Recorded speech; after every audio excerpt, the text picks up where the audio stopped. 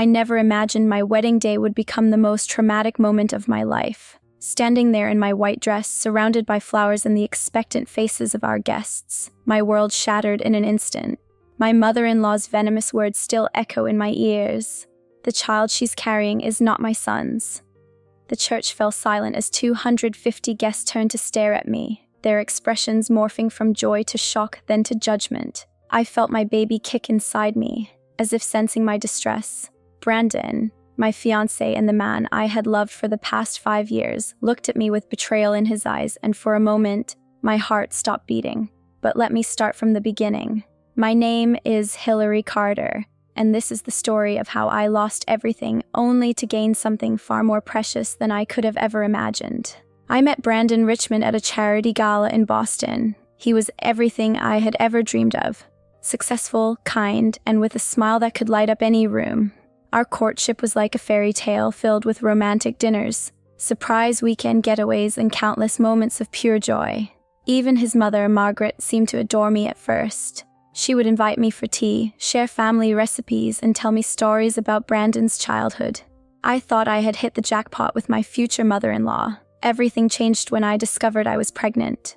Brandon was overjoyed, spinning me around in our kitchen when I showed him the positive test. We decided to move our wedding date closer, wanting our child to be born into a traditional family setting.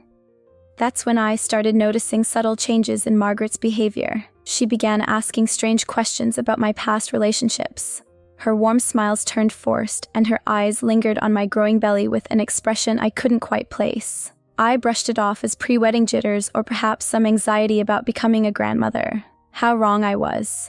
The weeks leading up to the wedding were a whirlwind of preparations. Margaret insisted on being involved in every detail, from the flower arrangements to the seating chart. Looking back, I should have seen the signs. She was gathering information, learning every detail of our celebration to orchestrate her cruel plan perfectly. The morning of my wedding dawned bright and clear. My bridesmaids helped me into my dress, specially altered to accommodate my 4-month baby bump. My father wiped away tears when he saw me, and for a moment, everything felt perfect.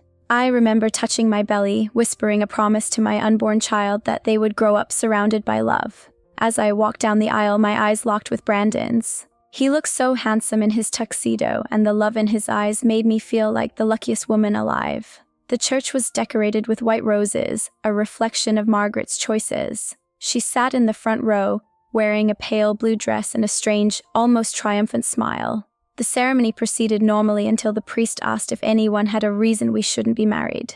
That's when Margaret stood up, her voice cutting through the sacred silence like a knife. "I have proof," she announced, pulling out a manila envelope. "I have proof that the child my son thinks is his was conceived with another man. Hillary has been lying to all of us." The next few minutes were a blur of chaos. Margaret walked to the altar, handing Brandon what she claimed were medical records and photos. I tried to speak, to defend myself, but my voice felt trapped in my throat. The documents looked official, complete with medical letterheads and timestamps. Even I felt a moment of doubt, wondering how she had managed to create such convincing evidence. Brandon's face turned pale as he looked through the papers. When he finally looked at me, I didn't recognize the man I loved. His eyes were cold and distant, filled with a mixture of hurt and disgust that broke something inside me. "Is this true?" he asked, his voice barely a whisper. "No." I finally found my voice. "Brandon, you know me. You know I would never." But Margaret interrupted, her voice dripping with false sympathy. "The dates don't lie, dear. The conception had to have happened during that business trip you took to New York while Brandon was in London." I stood there, my hand protectively covering my belly as my perfect world crumbled around me. The whispers from the guests grew louder, becoming a wave of judgment that threatened to drown me. My bridesmaids stood frozen, unsure whether to defend me or step away from the scandal. That's when Brandon made his choice. Without another word, he turned and walked away from the altar. His best man followed, then his groomsmen. One by one, people began to leave the church, some throwing pitying glances my way while others avoided eye contact completely. As my father tried to reach me through the chaos, I caught sight of Margaret's reflection in one of the church's ornate mirrors. For just a moment, I saw something in her eyes that would haunt me for years to come. Satisfaction. Pure, unfiltered satisfaction at having successfully destroyed her son's happiness along with mine. I never made it back down that aisle. Instead, I fled through a side door, still in my wedding dress, my veil catching on the rose bushes as I ran. My father found me hours later, huddled in our family's garden, my white dress stained with grass and tears. That night, as I lay in my childhood bedroom, I made 2 promises. First, to my unborn child, I would give them all the love in the world, regardless of what anyone else believed. Second, to myself, someday, somehow, the truth would come to light. The weeks following what should have been my wedding day passed in a fog of pain and disbelief. Every morning, I'd wake up hoping it had all been a terrible nightmare, only to feel my growing belly and remember that this was my new reality. The local newspapers had a field day with the scandal, the abandoned pregnant bride, the wealthy family's shame, the dramatic scene at St. Patrick's Cathedral. I couldn't even go grocery shopping without feeling the weight of whispers and stares. My father, bless his heart, transformed our home office into a nursery, painting the walls a soft yellow that reminded me of spring mornings. "Yellow is for hope," he'd say, carefully drawing little birds on the walls. My mother spent hours knitting baby clothes, filling the quiet moments with gentle conversation about anything except that day. They were my anchors in the storm, but even they couldn't fully shield me from the darkness that threatened to consume me. The hardest part wasn't the gossip or the pitying looks, it was Brandon's silence. No calls, no messages, not even a formal cancellation of our shared apartment lease. His silence spoke volumes about how completely he believed his mother's lies. I tried reaching out once, sending a carefully worded email explaining that I was willing to take a paternity test and that I wanted to understand how Margaret had fabricated those documents. The email bounced back. He'd blocked my address. One particularly difficult evening, as I sat sorting through what should have been our wedding gifts to return, I found myself holding the silver picture frame Margaret had given us at our engagement party. The irony wasn't lost on me. It was engraved with the words, "Forever begins today." In a rare moment of anger, I hurled it against the wall, watching it shatter into pieces. That's when I felt it, my baby's first real kick. Not the subtle flutters I'd felt before, but a proper kick, as if saying, "Mom, I'm here. We're going to be okay." I placed my hand on my belly, tears streaming down my face, but for the first time in weeks, they weren't tears of despair. Something shifted inside me in that moment. I got up from the floor, swept up the broken glass, and made a decision. I wouldn't let Margaret's cruelty define my child's life or mine. The next morning, I called my old boss at the marketing firm where I had worked before getting engaged. Brandon had convinced me to quit, wanting me to focus on planning our wedding and eventually becoming a full-time mother. Now that decision felt like just another way I had let myself become vulnerable. "Hillary, Sandra," my former boss said after listening to my situation, "We've missed you around here. As it happens, we're launching a new digital marketing division. How would you feel about heading it up?" I found myself choking back tears of gratitude. "But I'm 5 months pregnant," I admitted, expecting the offer to evaporate. "And some of our best ideas have come from sleep-deprived parents. When can you start?" That conversation marked the beginning of my resurrection. I threw myself into work, channeling my pain into creativity. My pregnancy became my strength rather than my shame. During client meetings, I'd rest my hand on my growing belly, drawing confidence from the little life that depended on me. The whispers at the office gradually changed from "poor thing" to "how does she do it all?" But life has a way of testing your strength. Just when I thought I had found my footing, one rainy Tuesday while leaving a client meeting, I quite literally ran into Margaret at the entrance of a cafe. She was having lunch with her friends, the same women who had been at my bridal shower, cooing over registry gifts and playing silly games. The look of shock on her face quickly morphed into that same smug expression I remembered from the wedding. "Hillary, dear," she said loudly enough for her companions to hear, "you're looking well." Her eyes lingered on my now obvious pregnancy. "I do hope you figured out who the father is by now." I felt the old shame and hurt rising in my chest, threatening to choke me. But then my baby kicked again, as if on cue, and I found my voice. "I've always known who the father is, Margaret. What I haven't figured out is why you felt the need to destroy your son's happiness along with mine. But I suppose that's between you and your conscience." Her face paled slightly, and for a moment I saw something flicker in her eyes. Fear, perhaps. Before she could respond, I walked past her into the cafe, ordered my decaf latte, and left with my head held high. My hands were shaking, but I had done it. I faced her without breaking down. That evening, I sat in the nursery, watching the sunset paint shadows across those yellow walls. My father's painted birds seemed to dance in the fading light. I opened my laptop and began typing, not an email this time, but a journal. I needed to document everything, not just for myself, but for my child. They deserved to know their story, the truth about where they came from and how deeply they were loved from the very beginning. Your grandmother thinks she's destroyed us, I wrote, but she doesn't understand that love can't be destroyed by lies. It can only be transformed, and you, my little one, are the proof of that transformation. As I wrote, I felt my baby moving, almost as if they were responding to my words. I had no idea then how important this journal would become, or that years later it would hold the key to unraveling Margaret's carefully constructed web of lies. But that night, it was simply my way of ensuring that our story wouldn't be lost in the chaos of other people's cruelty. The next morning, I made another decision. I started taking photographs of my growing belly, of the nursery, and of every ultrasound appointment. I created a timeline, gathering evidence of my own, not because I needed to prove anything to anyone, but because I refused to let Margaret's version of events be the only record of this time in our lives. As my due date approached, I found myself wondering less and less about Brandon, the man who could walk away without even hearing my side of the story, who could believe the worst about me so easily. He wasn't the man I thought I knew. The real betrayal, I realized, wasn't just Margaret's lies, it was his willingness to accept them without question.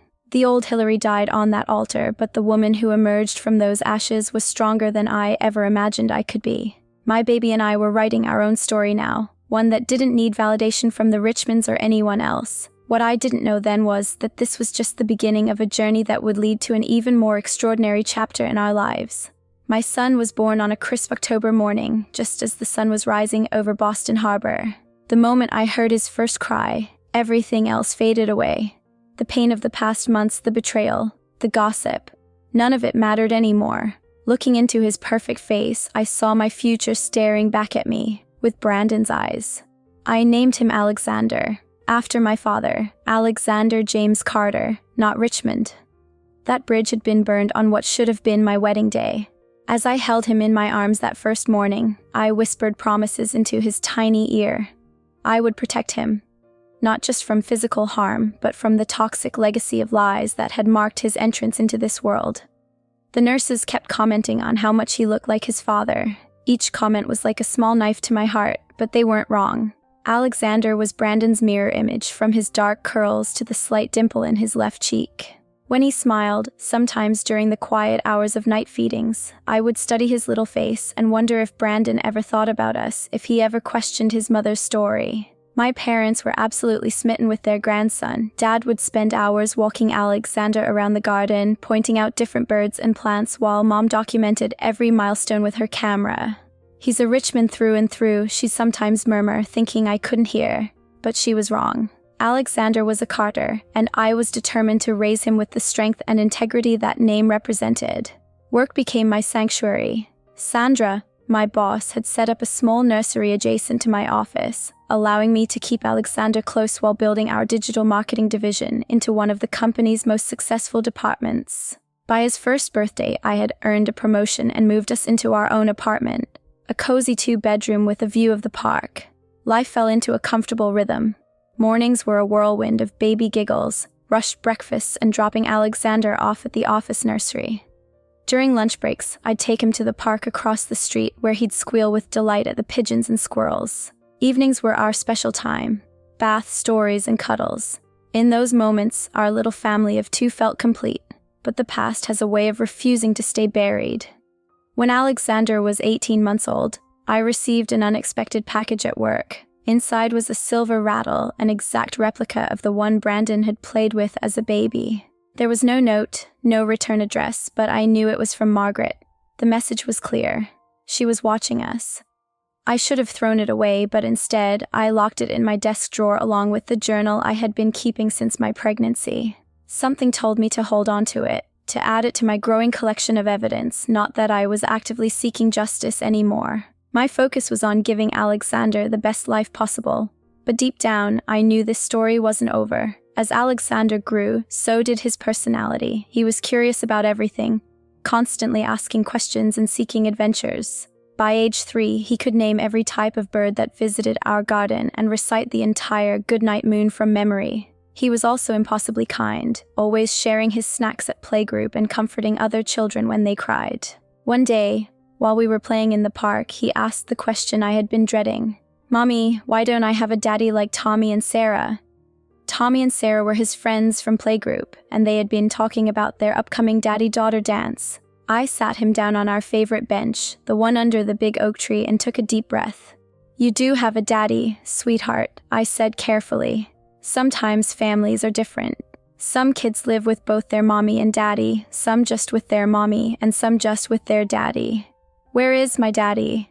His big brown eyes, so much like Brandon's, looked up at me expectantly. "Your daddy lives far away," I said, choosing my words carefully. "But that doesn't mean you're any less loved. You have me and Grandpa and Grandma, and we love you more than all the stars in the sky." He seemed to accept this explanation, but I knew there would be more questions as he grew older. I had already started writing letters to him, explaining everything that had happened, to be given to him when he was old enough to understand. The truth was his birthright, even if it was painful. Work continued to be my anchor. By the time Alexander was 4, I had been promoted to Vice President of Digital Strategy. The promotion came with a significant raise, allowing me to move us to a better neighborhood with excellent schools.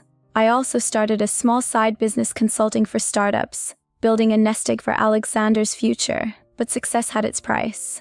One evening, while leaving a client meeting downtown, I spotted Brandon. He was getting into a taxi, looking exactly as I remembered him, perhaps a bit more polished in his expensive suit. My heart didn't skip a beat like I thought it would. Instead, I felt a strange mix of pity and gratitude. Pity for what he had lost through his lack of trust, and gratitude for the life I had built without him. Alexander was thriving in his new preschool. His teacher, Miss Reynolds, often told me how impressed she was with his vocabulary and emotional intelligence. "He's an old soul," she'd say, always looking out for others. What she didn't know was that every night, I read to him from psychology books adapted for children, teaching him about emotions and empathy. I was determined that my son would grow up understanding the importance of emotional intelligence and trust. But life has a way of throwing curveballs when you least expect them. One ordinary Tuesday afternoon, I received a call from the school. Alexander had fallen during recess and needed stitches as I rushed to the emergency room. My mind racing with worry, I couldn't have known that this simple accident would set in motion a chain of events that would change everything. The emergency room was busy that day, and as we waited, Alexander held my hand bravely, more concerned about missing his favorite cartoon than the cut on his forehead. "Mommy," he whispered, "can we get ice cream after the doctor? I might have superhero band-aids." Looking at him, so brave and optimistic despite his injury, I felt a fierce surge of love and protection. What I didn't know was that fate had a surprise waiting for us, one that would force us to confront the past we had so carefully left behind. The truth about Margaret's lies was about to surface in the most unexpected way, and my little boy would play a crucial role in exposing it all. That afternoon, the emergency room was chaotic. A multi-car accident had brought in several patients, and the medical staff was rushing between beds with urgent efficiency. Alexander sat on my lap in the waiting area, his makeshift bandage from the school nurse already soaked through. Despite the pain, he remained remarkably calm, occasionally touching the cut on his forehead with curious fingers until I gently moved his hand away. Mrs. Carter, a nurse, finally called us. As we stood up, I heard a commotion near the entrance. Through the automatic doors, paramedics were wheeling in an elderly woman on a stretcher. She was conscious but clearly in distress, clutching her chest. Behind them, looking panicked and disheveled, was Brandon, and right beside him was Margaret. My first instinct was to turn away to protect Alexander from this unexpected collision of past and present. But before I could move, Alexander's bandage slipped off, blood trickling down his forehead. He let out a small whimper, his first sign of real distress since the accident.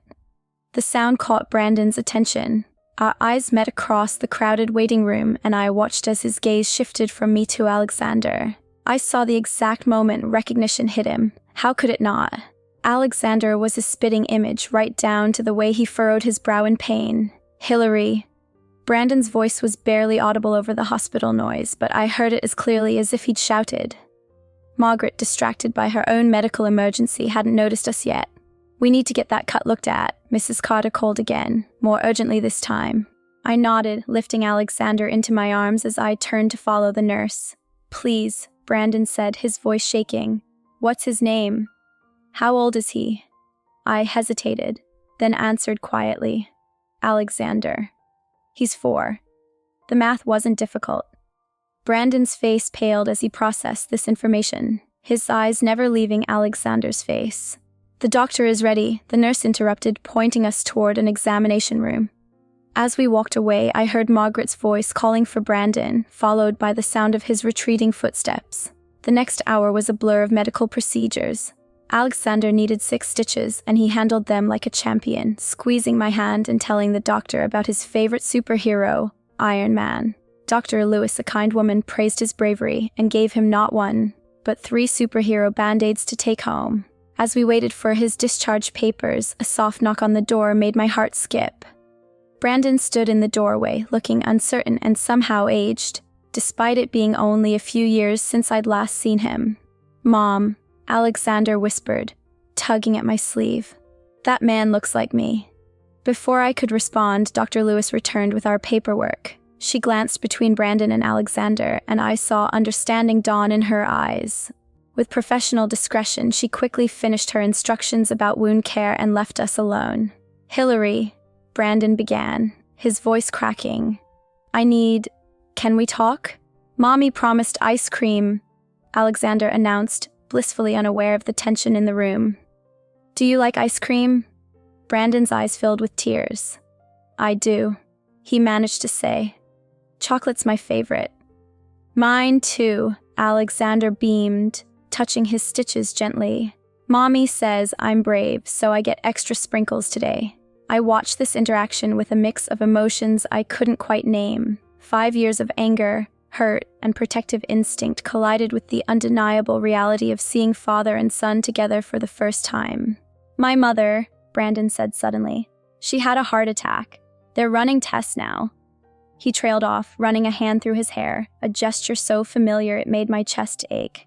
"Hillary, I've been such a fool. The things she showed me that day, I should have—" "Not here," I interrupted, nodding toward Alexander, who was happily playing with his new band-aids. "Not now." Brandon nodded, then reached into his pocket and pulled out a business card. "Please," he said, placing it on the examination table. "When you're ready, I need to understand everything." As he turned to leave, Alexander called out, "Bye. I hope you get ice cream too." Brandon stopped in the doorway, his shoulders shaking slightly. Without turning around, he replied softly, "Thank you, Alexander. I hope you feel better soon." Then he was gone. In the cab ride home, after our promised ice cream stop, Alexander fell asleep against my shoulder, exhausted from the day's events. I held him close, breathing in his familiar scent mixed with antiseptic and chocolate, and thought about the business card burning a hole in my purse. That night, after tucking Alexander into bed with extra cuddles and story time, I sat at my kitchen table and stared at Brandon's card. The embossed letters showed he had made partner at his law firm. There was an email address and 2 phone numbers, office and mobile. I pulled out my old journal, the one I'd started the night of the failed wedding, and began to write. But this time, instead of documenting our story for Alexander's future understanding, I found myself composing an email to Brandon. It was time for the truth to come out, not just for Alexander's sake, but for all of us. What I didn't know then was that in her hospital room, Margaret was having a very different kind of revelation. Faced with her own mortality, the weight of her lies had finally become too heavy to bear. As I sat writing my email, she was making a confession to her son that would shake the foundations of everything he thought he knew about that day 5 years ago.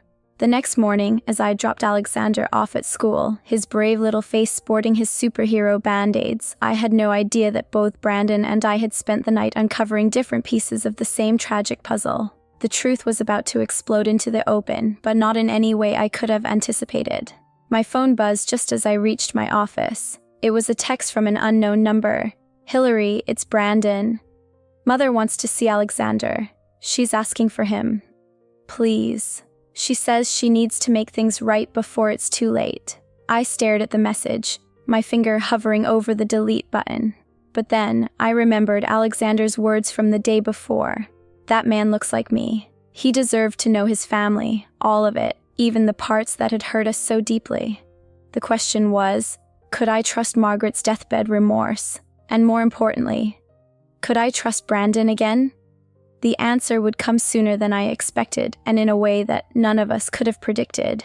Sometimes it takes a child's innocent heart to heal the deepest wounds, and Alexander was about to prove that love can triumph over lies, even if the path to truth is paved with unexpected sacrifices. I spent the entire morning staring at Brandon's text message, my finger hovering over the keyboard as I composed and deleted response after response. The rational part of my brain screamed that this was a trap, another one of Margaret's manipulations. But something in my gut told me this time was different. Perhaps it was the desperation in Brandon's voice at the hospital, or maybe it was the way Margaret had looked on that stretcher, vulnerable and stripped of her usual armor of superiority. Finally, around noon, I wrote back, "I need to speak with you first, alone. Tonight, after Alexander is asleep. My parents can watch him." His response was immediate. "Thank you. Name the place and time." We agreed to meet at a small coffee shop near my apartment at 8 p.m. It was neutral territory, public enough to feel safe, but quiet enough for the conversation we needed to have. I spent the rest of the day in a fog, going through the motions at work while my mind raced with everything I needed to say. That evening, as I tucked Alexander into bed, he asked about the man from the hospital again. "Mommy, why did that man cry when he saw me?" I sat on the edge of his bed, running my fingers through his dark curls, so like his father's. "Sometimes, sweetheart, grown-ups cry when they're surprised by something beautiful." "Was he surprised by my superhero band-aids?" he asked innocently. "Something like that," I whispered, kissing his forehead carefully around the stitches. "Sweet dreams, my brave boy." The coffee shop was nearly empty when I arrived. Brandon was already there, sitting at a corner table with 2 cups in front of him. He stood when he saw me, and I noticed he had loosened his tie. His usual polished appearance was slightly disheveled. "I remembered how you take your coffee," he said quietly. "Vanilla latte with an extra shot." I sat down, wrapping my hands around the warm cup but not drinking. "Why now, Brandon? After 5 years, why does she suddenly want to see him?" He ran a hand through his hair. There it was again, that familiar gesture. "She's dying, Hillary. The heart attack was worse than we initially thought. There's extensive damage, and she's refusing bypass surgery." He paused, his voice breaking slightly. "She says she doesn't deserve to live with what she's done." "What exactly has she told you?" I asked, my heart pounding. He pulled out a folded piece of paper from his jacket pocket. "She wrote this confession last night. I had it notarized this morning." He handed me the paper, his hands shaking. She detailed exactly how she fabricated those documents, how she paid a lab technician to create false paternity test results, how she orchestrated the entire thing because she thought you were taking me away from her. She was convinced I would move to New York for your career, and she couldn't bear the thought of losing me. I felt the room spin slightly. After 5 years of carrying the weight of those lies, hearing the truth spoken aloud was almost too much to bear. "And you?" I asked, my voice barely a whisper. "I think I've been the biggest fool in the world," he replied, tears filling his eyes. "I think I threw away everything that mattered because I was too weak to stand up to her, too afraid to trust my heart over her lies. I think..." He reached across the table, not quite touching my hand. "I've missed 5 years of my son's life, and I'll never forgive myself for that." "Alexander," I said firmly. "His name is Alexander James Carter, and he's the most amazing little boy you could imagine. He loves chocolate ice cream and superhero stories. He can name every bird in the park, and he always shares his snacks with other kids. He's kind, brave, and smart, and I've done everything in my power to protect him from the pain you and your mother caused." Brandon withdrew his hand, nodding slowly. "You've done an incredible job with him. I saw that yesterday. He's perfect." "He's not perfect," I corrected. "He's real. He's a little boy who sometimes asks about his daddy and deserves to know where he comes from, but he also deserves to be protected from anyone who might hurt him emotionally or otherwise." "I want to make this right," Brandon said. "I know I don't deserve a second chance, but he does. He deserves to know his family, even the broken parts of it. And my mother, Hillary, She's not the same person who hurt you. The guilt has been eating away at her for years, finding out she might die without ever meeting her grandson, without making amends. It broke something in her. I pulled out my phone and showed him a photo of Alexander on his first day of preschool, beaming at the camera with his Batman backpack. "This is what you're asking me. A risk," I said. "This happiness, this innocence. Your mother already took so much from us. How can I trust her with him?" Brandon stared at the photo, tears rolling down his cheeks. "Because she's not asking for forgiveness," he said quietly. "She just wants to meet him once, to tell him the truth herself, in whatever way is appropriate for a child his age. She wants him to know that none of it was your fault, that his father was a coward, and that his grandmother was wrong. She wants to give him the truth before she dies." I took a sip of my now cold coffee, thinking about the journal I'd been keeping all these years. "I have conditions," I said finally, "non-negotiable ones." Brandon straightened up, wiping his eyes. "Anything. First, I need to meet with her alone before she sees Alexander. I need to look her in the eye and hear this confession myself. Second, if, and it's a big if, I allow her to meet him, it will be on my terms, in my presence, and I can end it at any moment if I feel it's not in his best interest." Brandon nodded. "And third," I continued, my voice firm, "you need to understand that while Alexander deserves to know his father, trust has to be earned. If you want to be in his life, it has to be completely. No disappearing when things get hard, no letting your mother manipulate situations again. He's not a prop for anyone's redemption story. He's a little boy who needs stability and love." "I understand," Brandon said solemnly. "I'll do whatever it takes. I've already started therapy, trying to understand how I let my mother control me for so long, how I could have doubted you so easily. I know I have a lot of work to do." As we sat there in that quiet coffee shop, the weight of 5 years of pain and secrets hanging between us, my phone buzzed. It was a text from my mother with a photo of Alexander sleeping, his stuffed penguin clutched tightly in his arms. Looking at his peaceful face, I made my decision. "Tomorrow," I said, putting my phone away. "I'll meet with her tomorrow." "But Brandon," I caught his eye, "if this is another manipulation, if she hurts him in any way." He interrupted, "I won't let her. Not this time. I promise."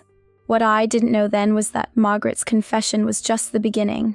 The next 24 hours would bring revelations that would shake us all to our core, and Alexander would play a role that none of us could have anticipated. Sometimes the path to healing comes from the most unexpected directions, and sometimes it takes a child's pure heart to show adults the way back to truth and forgiveness. The hospital corridor seemed endless as I walked toward Margaret's room the next morning. Each step felt heavier than the last, my heart pounding with a mixture of anger and anxiety. I'd left Alexander at school, telling him I had an important meeting. His goodbye hug had given me strength, but now, standing outside room 415, I felt that strength wavering. Through the door's window, I could see Margaret propped up in bed, looking smaller and frailer than I remembered. Gone was the impeccably dressed woman who had destroyed my wedding day. In her place was an elderly patient connected to monitors and IV lines. "Come in, Hillary," she called out weakly, having noticed me through the window. "Please." I entered the room, staying near the door. The beeping of her heart monitor filled the silence between us. Finally, she spoke again, her voice trembling. "You look well," she said. "Motherhood suits you." "Let's not do this, Margaret," I replied firmly. "No small talk, no pleasantries. You wanted to see me before meeting Alexander. I'm here. Talk." She closed her eyes briefly, tears sliding down her wrinkled cheeks. "You're right, of course. Always so direct, so honest. Everything I should have been." She reached for a manila envelope on her bedside table, her hands shaking. "Everything is in here. The original documents I altered, receipts from the lab technician I bribed, emails arranging the whole horrible plan, but more importantly..." She pulled out a handwritten letter. "This is my full confession." I took the envelope but didn't open it. "Why?" I asked, the question that had haunted me for 5 years finally escaping my lips. "Why did you do it?"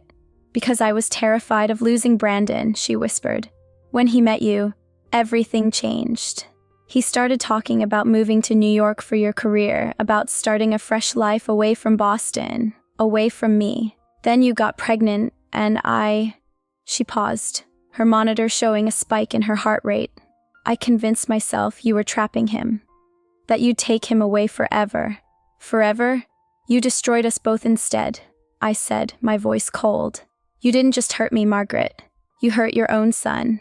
You deprived your grandson of his father. I know, she sobbed. When Brandon told me about seeing you and Alexander in the ER, seeing his own face in that little boy's. Hillary, I've been dying inside for years with this guilt.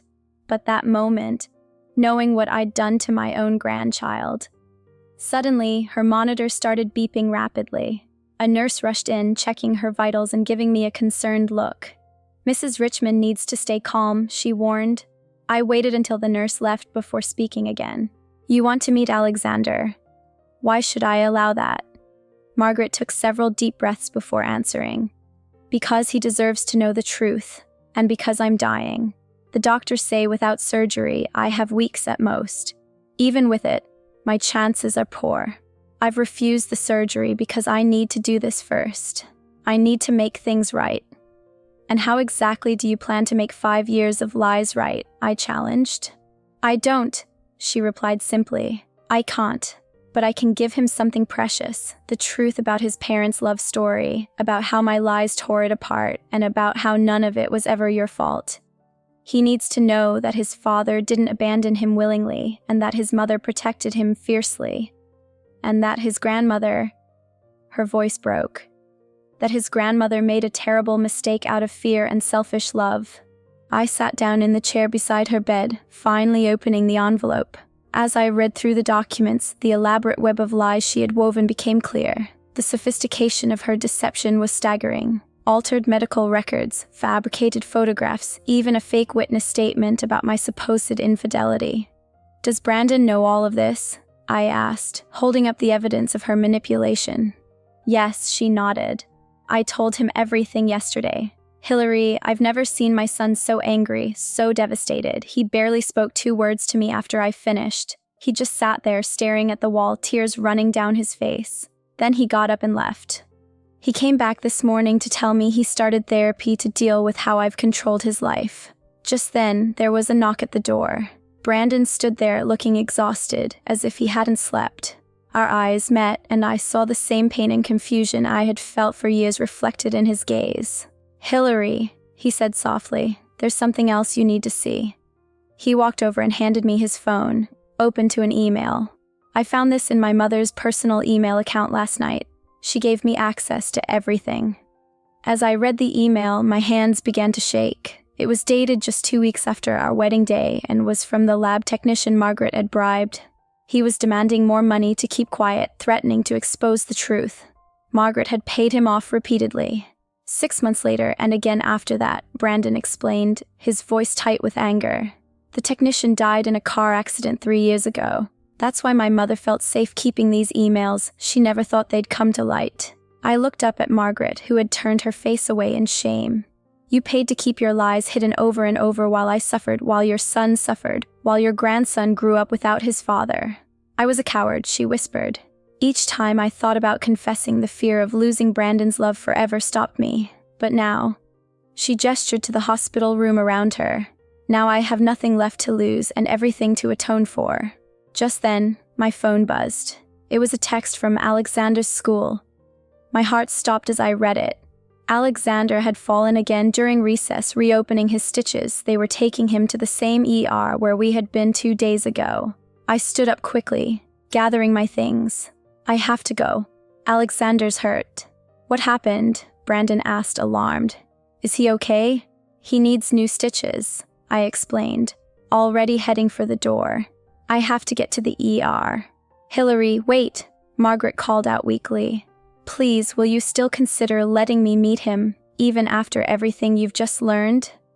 I paused at the door, looking back at the frail woman who had caused so much pain and at Brandon, who looked torn between following me and staying with his mother.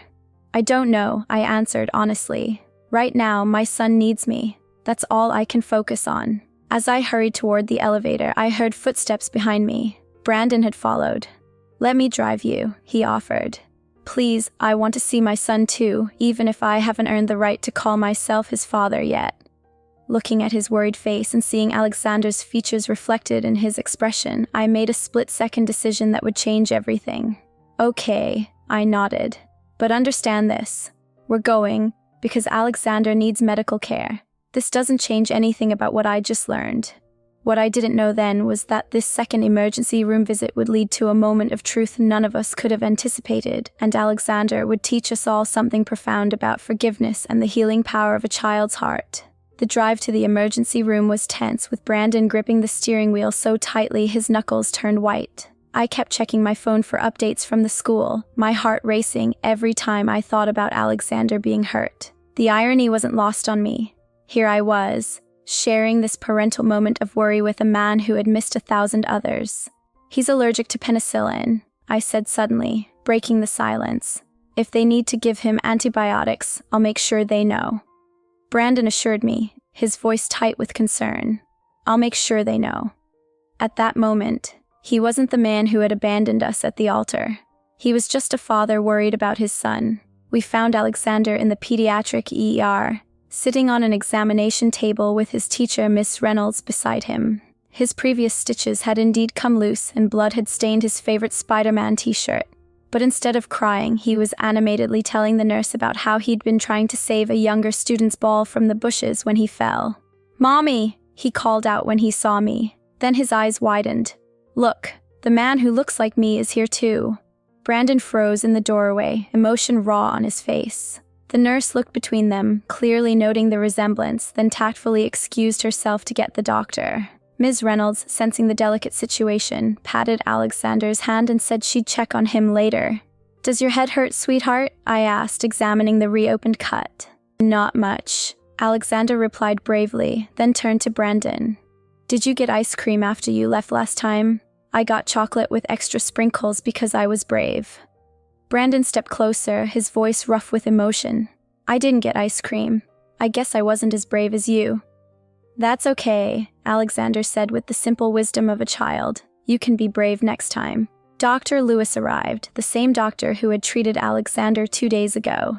She took in the scene, including Brandon's presence, with professional composure.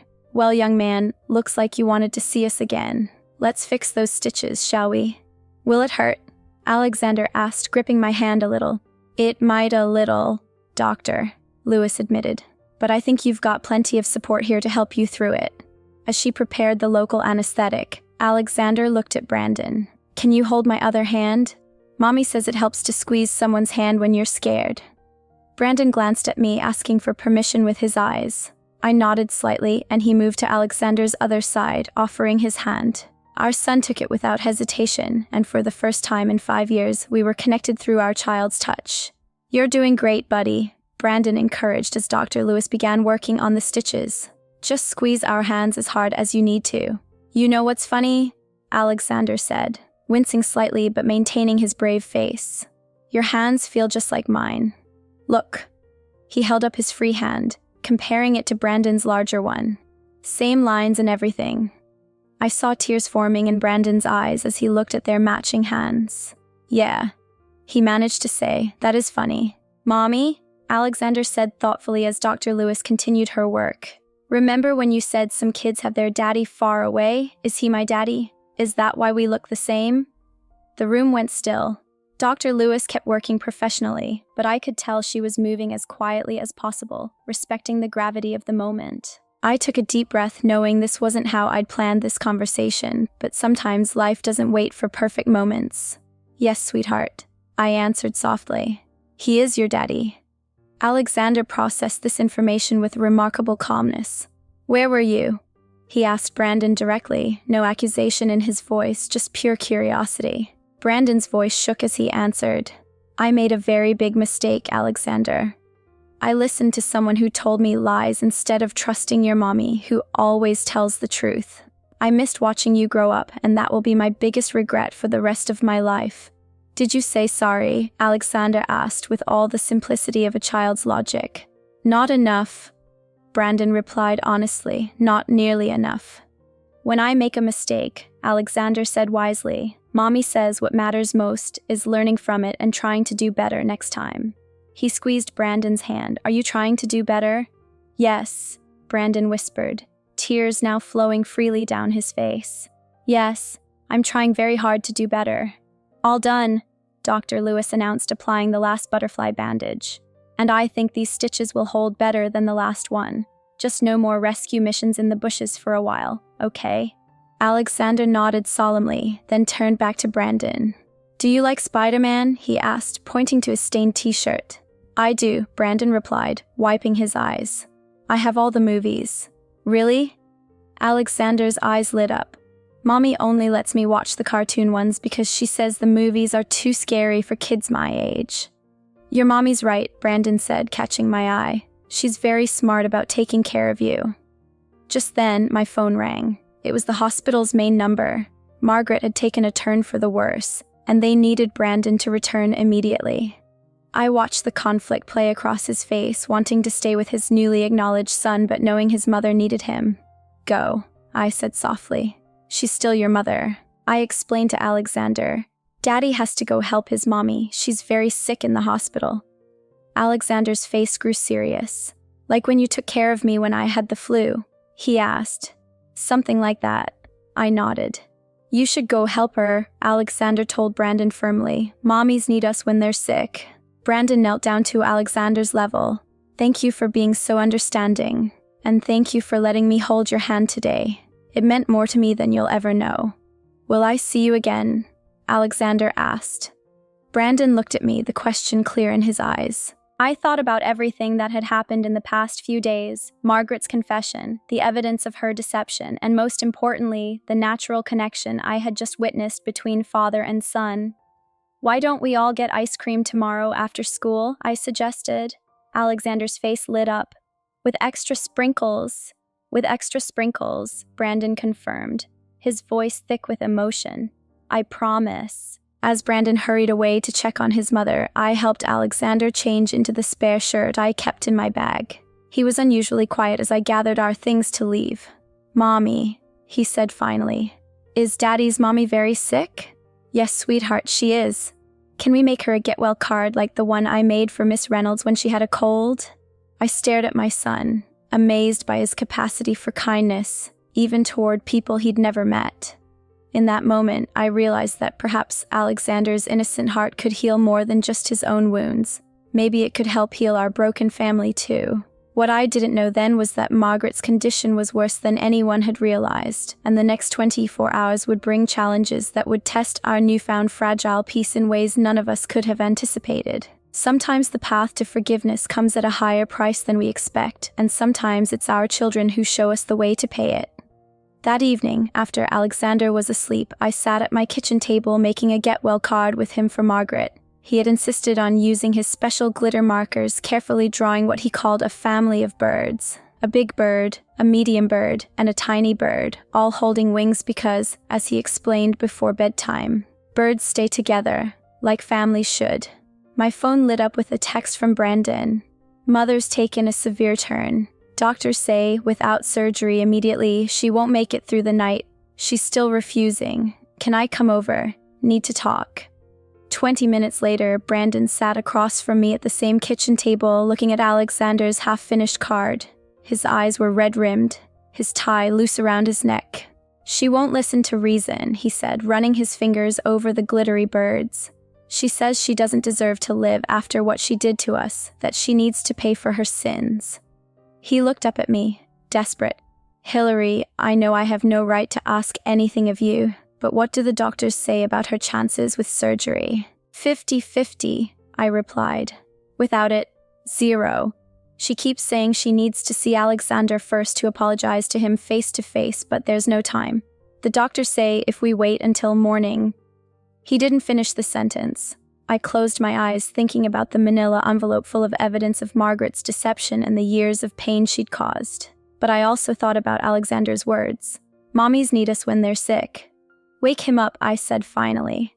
"But Brandon, if we do this, it's not for her. It's for Alexander.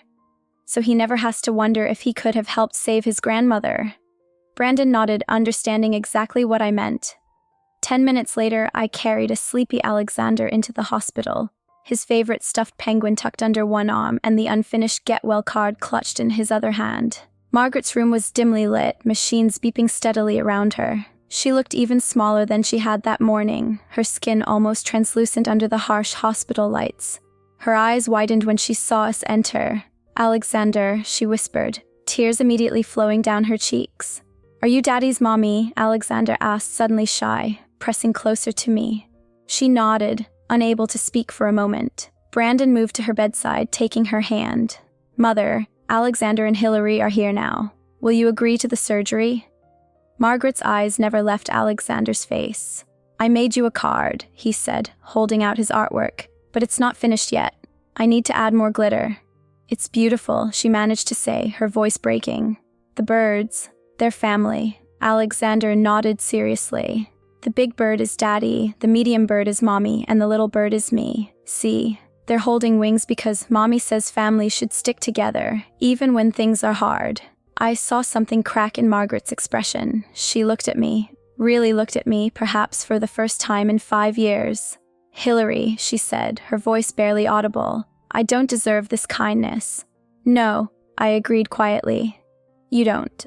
But Alexander deserves to have a grandmother if you're brave enough to be one." "I want to add another bird," Alexander announced, unaware of the weight of the moment. "A grandma bird.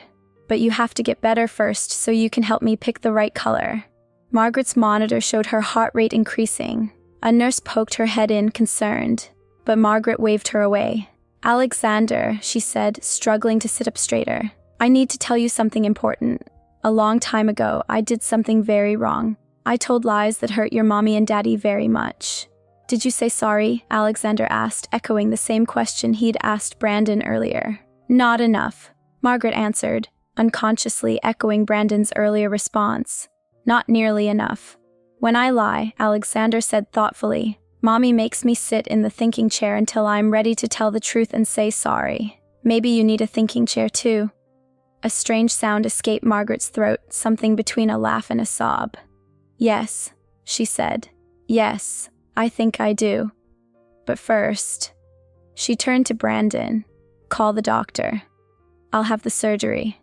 The next few hours were a blur of activity as they prepared Margaret for emergency surgery. Alexander fell asleep in my arms in the waiting room, his penguin tucked under his chin. Brandon sat beside us, occasionally reaching out to smooth our son's hair. "Hillary," he said softly, careful not to wake Alexander. "Thank you for bringing him, for giving her a chance, for everything."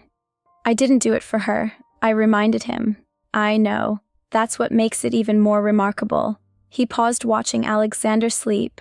"He's so much like you, you know. Your kindness, your wisdom. I see it in everything he does." "He has your smile," I said without thinking, "and your heart when it's not being clouded by fear or doubt." The surgery lasted 6 hours. Alexander woke up a few times, asked for water, then drifted back to sleep. Around dawn, the doctor finally emerged, looking tired but satisfied. "She made it through," he announced. "The next 24 hours will be critical, but she's fighting. Whatever happened tonight, it gave her the will to live." Looking down at our sleeping son, I knew exactly what, or rather who, had given Margaret that will to live. Alexander had done what neither Brandon nor I could do. He had offered unconditional forgiveness, the kind that only a child's pure heart can give. As the sun rose over Boston, painting the hospital windows with golden light, I realized we were at a crossroads. The path ahead wouldn't be easy. There were years of hurt to process, trust to rebuild, and relationships to redefine. But watching Alexander sleep peacefully between Brandon and me, his unfinished card still clutched in his hand, I knew that healing was possible. What I couldn't have known then was that Margaret's recovery would bring even more surprises, and that Alexander's simple wisdom would continue to guide us all toward a future none of us could have imagined on that terrible wedding day 5 years ago. Sometimes the greatest lessons about love and forgiveness come from those who have the least reason to understand either. Our children. 6 months after Margaret's surgery, I stood in my kitchen watching Alexander put the finishing touches on yet another card. This one wasn't made with glitter markers but with careful pencil strokes and his best attempt at cursive writing. "Dear Grandma," it read. "I'm glad you're feeling better. Love, Alexander." The past months had been a journey of careful steps and gradual healing. Margaret's physical recovery had mirrored something deeper, a transformation that none of us had expected. The woman who emerged from that hospital room was different from the one who had orchestrated our destruction 5 years ago. She attended therapy 3 times a week, working through her controlling behavior and fear of abandonment. She insisted on paying for Alexander's private school education, not as a way to buy forgiveness, but as a small step toward making amends. When I initially refused, she said something that changed my mind. Let me do this, not as his grandmother, but as someone trying to repair a fraction of the damage I've done. Brandon and I were on our own journey of reconciliation. We started with supervised visits, ice cream after school, weekend trips to the park, and eventually Sunday dinners at my parents' house. Alexander thrived on these moments, soaking up his father's attention like a flower turning toward the sun. One particularly memorable Sunday, my father pulled Brandon aside for what I thought would be a confrontation. Instead, I overheard him say, "Everyone deserves a second chance when they're truly sorry. But if you ever hurt them again." He didn't need to finish the threat. Brandon understood. The real breakthrough came during Alexander's first school play. He was cast as a wise old owl in a forest fable, and he insisted everyone had to attend. Mommy, Daddy, both sets of grandparents. It could have been awkward, but watching him on stage delivering his lines with such earnest concentration, we all found ourselves united in our pride and love for this remarkable little boy. After the play, Margaret approached me while Brandon was helping Alexander out of his owl costume. "Hillary," she said, her voice soft but steady, "I've been writing something for you. A complete account of everything I did, every manipulation, every lie, not for publication or exposure, but for healing. Would you be willing to read it?" I looked at her, really looked at her. The proud, controlling woman who had once terrorized my life was gone. In her place was someone humbled by her own actions, someone actively working to be better. "Yes," I said. "I think I'm ready." That night, after Alexander was asleep, I read Margaret's confession. It was brutal in its honesty, detailing not just her actions but her thought processes, her jealousies, her fears. She wrote about how watching Alexander's unconditional love had taught her what real family meant, not control or possession, but acceptance and support. Weeks turned into months, and Brandon and I continued to co-parent. Our relationship evolved into something new, not the romantic love we'd once shared, but a deep partnership based on our mutual devotion to Alexander. We learned to trust each other again, not as lovers but as parents. Margaret's transformation continued to surprise us all. She volunteered at a women's shelter, sharing her story as a cautionary tale about the destructive power of control and manipulation. She never asked for forgiveness directly, but showed it through her actions, supporting my career decisions, respecting boundaries, and most importantly, loving Alexander without trying to control his affections. Then came the day that brought everything full circle. Alexander's 5th birthday party was in full swing in our backyard. Children ran around playing games, parents chatted, and in the midst of it all, my son stood surrounded by both sides of his family, the Carters and the Richmonds, together at last. As we sang Happy Birthday, I caught sight of something that made my heart skip. Alexander was holding hands with both Brandon and me as he prepared to blow out his candles. The photo my mother captured of that moment now sits on my desk. Our son grinning with chocolate frosting on his chin, flanked by his parents who had found their way back to being a family, if not a couple. "Make a wish, sweetheart," I encouraged as he took a deep breath. "I don't need to," he announced proudly. "I already got what I wanted. My family's all here." Margaret, standing nearby, wiped tears from her eyes. The birds from his get well card had been framed and hung in her living room, now with 4 birds all holding wings, all flying together. Later that evening, as the party wound down, Brandon helped me clean up while Alexander showed Margaret his new toys. "We did it," Brandon said quietly, gathering paper plates. "Not the way we planned, but we did it. We're a family." "We are," I agreed. "Just not the traditional kind."